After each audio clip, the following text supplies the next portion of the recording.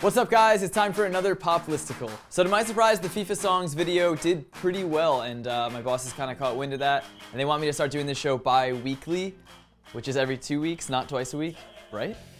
Which might sound pretty cool, but it's actually gonna cut heavily into my free time here at the job, so if you guys could cool it a little bit with the likes and shares, I would definitely appreciate it. There's always a deep-seated itch as we watch our favorite teams and our favorite players to get on the field with them for 15 seconds of euphoria before we're tackled by a bunch of police. And with that, here's my top 7 pitch invaders that bridge the gap.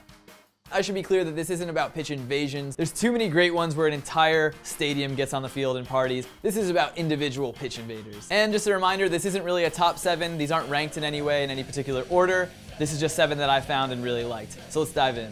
Hey guys, I'm Patrick, and I do very little here at COVID-90. I'm usually on this computer, headphones in, trying to look distressed like I have a bunch of work to do, but to be honest with you, I just don't have much going on. I'm just kind of on Twitter, whatever, looking at memes and stuff. I'm not in control of that, it's just what I do.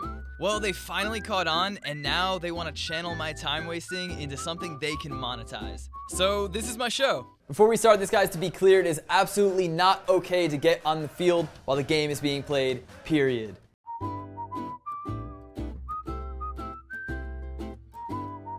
That video, which is constantly being used against me, was after the game. I was stoked, I jumped on. It wasn't even the field, it was just like the track around the field.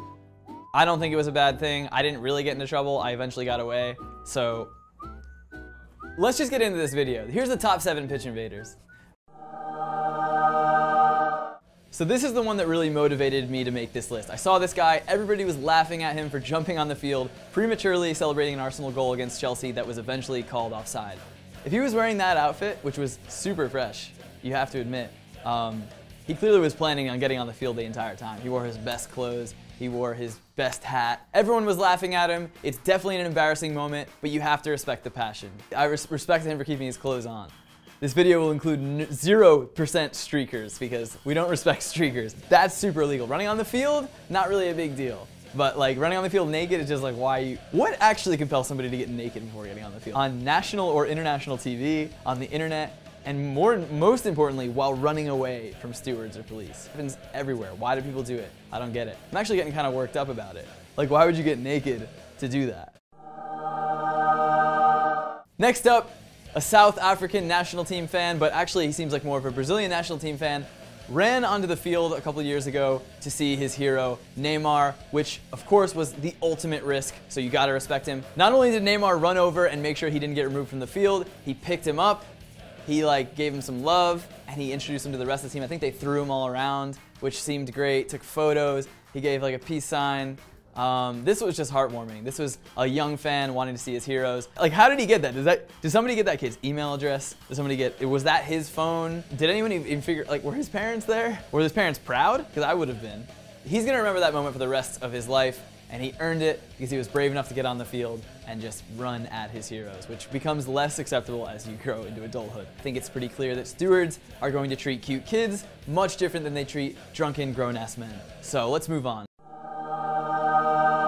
Next up is a totally different category of pitch invasion. This one was done to make a point. Here we see a Middlesbrough supporter so fed up with their 2005-2006 campaign, he came onto the field to throw his season book at the manager himself. While again, I can't condone this type of behavior, and that is 100% an attack on someone, you can kind of get it, right? Like, we've all been there. I, for one, am all for this, because fans can throw their hard-earned money at you in 2 different ways. Buying tickets and throwing tickets and other objects directly at you. So give fans more control and maybe win a few games and you'll have a lot more of the buying and a lot less of the throwing. Before we go any further with these weirdo humans that were drunk, stupid, or brave enough to enter the field, let's pay tribute to those who don't know any better. Animals.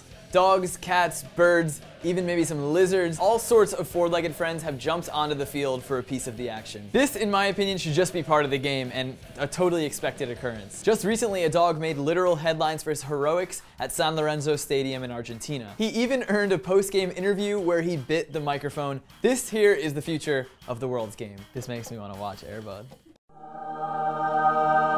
What we saw from these two Barnsley fans was less of an invasion and more of an inspiring rally by the home side that were down 2-0 at the time. Watch the first invader set it up for his man to blast a volley into the back of the net past the United keeper. I'll go even further to say there's a degree of sporting excellence and finishing ability that I hope the Barnsley strikers took note of. Who is that in net anyway? It was probably the beginning of the end of his career, honestly. That's why we don't know who this is.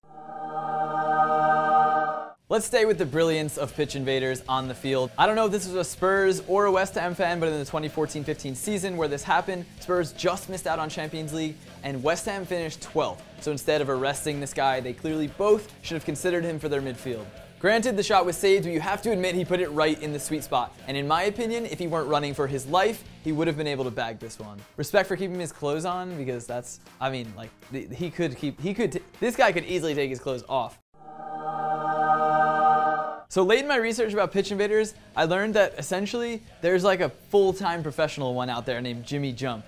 And honestly guys, I'm putting the research into these videos just a few hours before I shoot them. So if this is someone I should have known about, I want you to tell me about it in the comments because this is honestly kind of weirding me out. In this pitch invasion, it's at the 2010 World Cup final where he runs at the trophy trying to put his weird red hat on it before he's tackled. Does this guy have like a bail fund? Do you even get arrested for this type of thing? I mean, he came super close to the World Cup trophy. You'd think the World Cup final would be a little bit more guarded, like there'd be stewards literally elbow to elbow throughout the entire thing. So that's it guys, another obscure video with very little merit, so don't take it too seriously.